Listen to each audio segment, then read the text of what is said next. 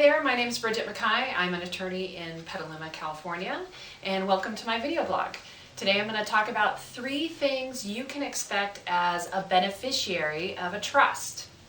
The first thing you can expect is a copy of that trust.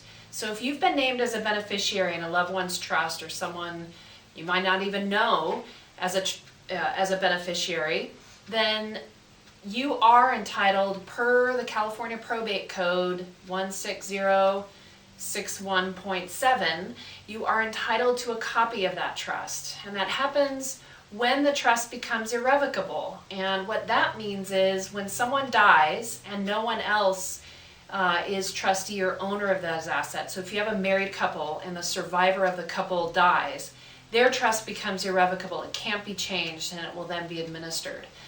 Or if there's a single person and they pass away, the trust is irrevocable, it's going to be administered.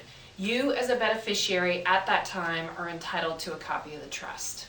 The second thing you can expect as a beneficiary of a trust is that there's a 120-day wait until you get your distribution. People ask why that is.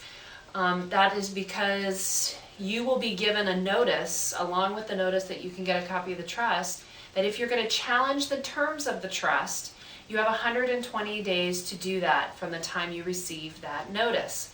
So while there is a time frame of 120 days for people to challenge, the trustee won't be distributing assets to beneficiaries. There are some exceptions, but they're pretty rare, and it will be on a case-by-case basis according to the trust and the way the beneficiaries relate to each other. The third thing you are absolutely entitled to as a trust beneficiary is an accounting.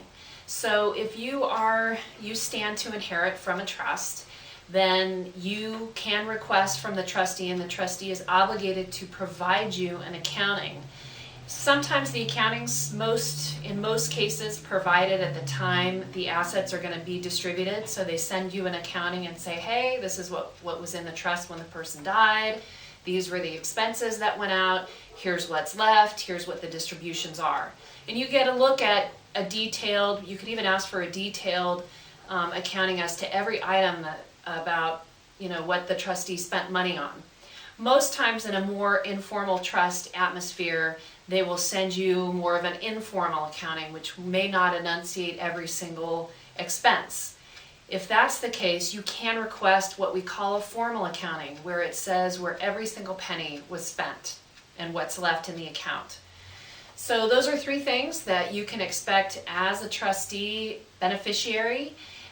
As always, I recommend that you get in touch with an attorney if you have questions and find out what your rights are.